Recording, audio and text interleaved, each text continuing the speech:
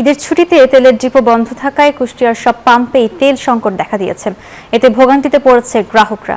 এ বিষয়ে বিস্তারিত জানতে আমরা এখন কুষ্টিয়ায় যুক্ত হব। সেখানে রয়েছেন আমাদের সহকর্মী মাহতাব উদ্দিন লালন। লালন, এখনকার সবশেষ পরিস্থিতি কেমন দেখতে পাচ্ছেন? সেই সাথে যারা ক্রেতা রয়েছেন তারা কি বলছেন? আপনাকে ধন্যবাদ। সর্বশেষ পরিস্থিতি যদি আপনাকে বলি, তেল সরবরাহ কিন্তু পুরোপুরি বন্ধ রয়েছে কুষ্টিয়াতে।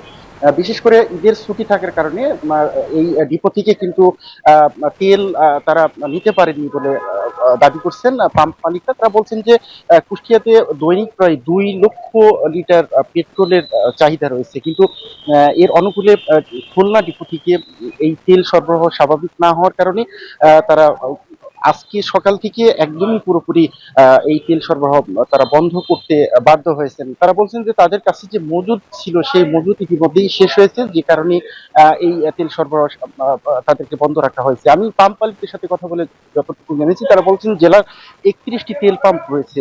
যেই 31টি তেল পাম্পে ঈদের ছুটিতে 2-1টি তেল পাম্পে তেল সরবরাহ গতকালকে থেকে দেওয়া সম্ভব হলেও আজকে সকাল থেকে কিন্তু একযোগে এই 31টি তেল পাম্পই কিন্তু আসলে বন্ধ রাখা হয়েছে। এর আগেও কিন্তু আমরা দেখেছি যে ঈদের ছুটি বা ঈদের আগ থেকে কিন্তু 2-1টি তেল পাম্প বন্ধ ছিল।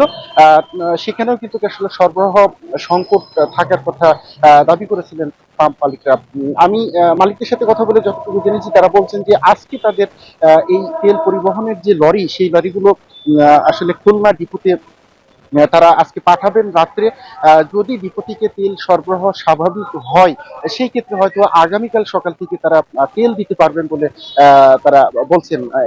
পাশাপাশি আরেকটু বলে রাখি মেঘলা, যেহেতু বড় মৌসুম চলমান, এই বড় মৌসুমে কিন্তু আসলে এই ডিজেল সরবরাহ কিন্তু আসলে ঘাটতি দেখা দিয়েছে। ফলে এই বড় মৌসুমের যে উৎপাদন, ধানের উৎপাদন, সেটি কিন্তু আসলে ব্যাহত হওয়ার আশঙ্কা দেখা দিয়েছে। আমি দেখেছি যে এই সকাল থেকেই কিন্তু আসলে বিভিন্ন যানবাহনের চালক, বিশেষ করে যারা মোটরসাইকেল চালক রয়েছেন, তারা কিন্তু এই পাম্পগুলোতে আসছেন এবং তারা কিন্তু আসলে এসে তেল সরবরাহ না পেয়ে কিন্তু তারা ফিরে যাচ্ছেন এবং তারা এক প্রকার ক্ষোভ প্রকাশ করছেন যে এই তেলের সংকট, সরকার যদি বলছে আসলে তেলের সংকট নেই, তারপরে কিন্তু আসলে তারা পেট্রোল পাম্পগুলোতে এসে তাদের যে চাহিদা মতো তেল তারা কিন্তু সেটি পাচ্ছেন না।